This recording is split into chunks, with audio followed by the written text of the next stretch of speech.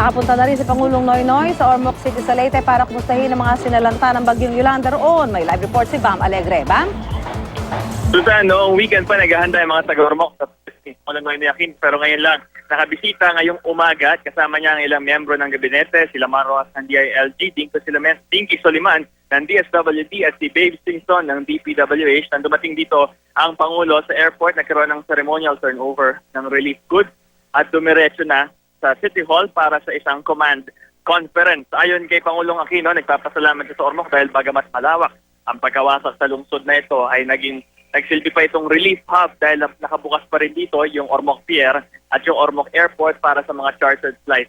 Ang malaking tulong na pagdadala rito ng mga tulong sa bahaging ito ng Leyte sa gawing Western Part. At kanina umaga may dumating din na ilang mga foreign aid katulad ng ilang mga medical supplies mula sa Norwegian and Canadian Red Cross at maging andito rin ang isang cargo plane ng Sweden na naghatid ng ilang mga wounded dito sa Ormoc papunta ng Maynila. At yan ang latest mula rito sa Ormoc City. Balik sa iyo, Susan.